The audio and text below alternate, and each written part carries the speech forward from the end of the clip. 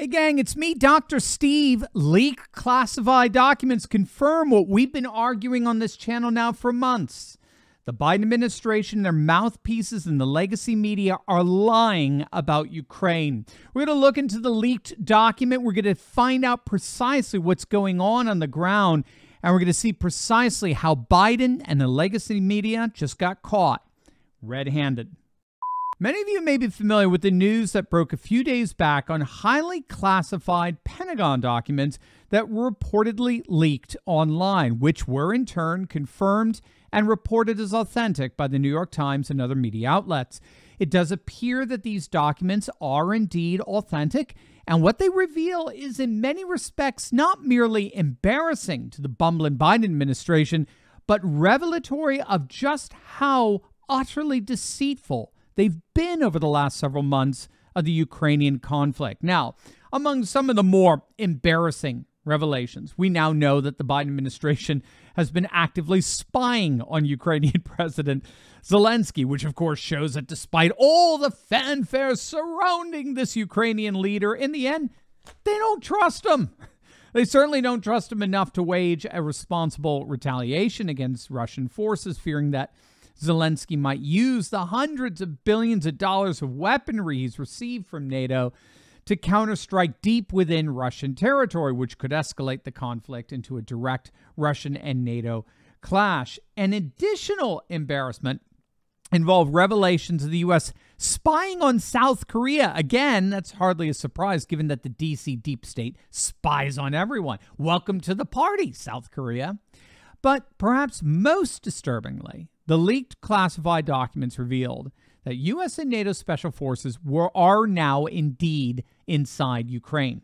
The document claimed that just under 100 troops from the U.S., Britain, France, and Latvia are inside Ukraine. And while the French government has explicitly denied such reports regarding its own troops, Fox News is now reporting that we have confirmation that a, quote, small U.S. military presence is indeed at the American embassy inside Ukraine. This was confirmed just today by White House National Security Council spokesman John Kirby, who did confirm that American troops are on the ground in Ukraine, which of course is very disturbing development for a nation that is overwhelmingly opposed to any direct U.S. involvement in the Ukrainian conflict. Larry Johnson, a former CIA intelligence analyst, he's arguing that from what he could see, he doesn't think the special forces are there on a combat mission. Instead, he thinks they're most likely involved in providing training for special Ukrainian units and in providing advice and a liaison role to the commanders of Ukrainian brigades deployed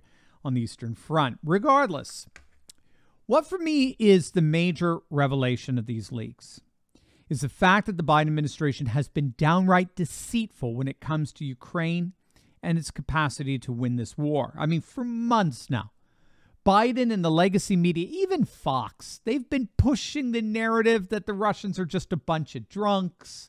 They didn't even have the sense of filling up their tanks with gas or diesel. They were getting crushed by the Ukrainian resistance and Ukraine, in the name of freedom and democracy, Ukrainian forces were even ready to recapture Crimea.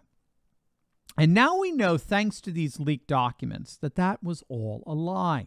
This is going to absolutely make your blood boil. But first, gang, while we know constitutional carry is sweeping the nation, millions of Americans and even you courageous patriots out there, you Turley talkers, you're still stuck in blue or weak red states restricting your constitutional right to bear arms. Well, don't worry, gang.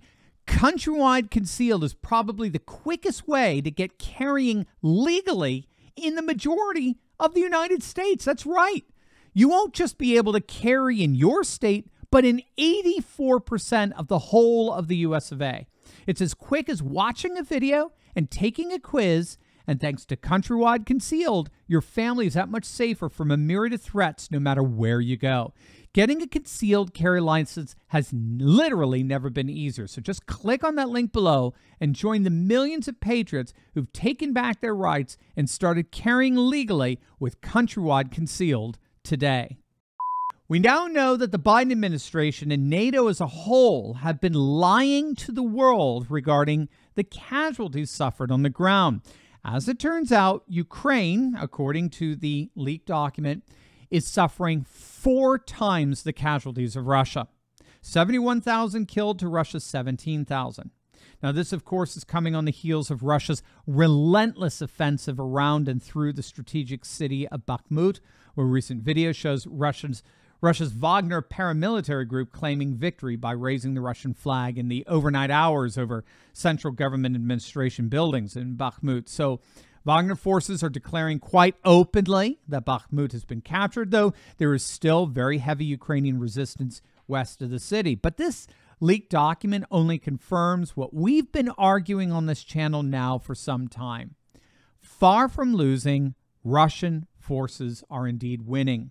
Given that the West won't allow Ukraine to negotiate a peace, Putin has put in place the original very limited special military operation several 100,000 more troops to go in and finish this once and for all. And it's working. All the fanfare, all the bluster that we've been hearing from the Biden administration that Ukraine was on the very cusp of winning this war, of taking back even Crimea, all of it is utter nonsense. And we now know it.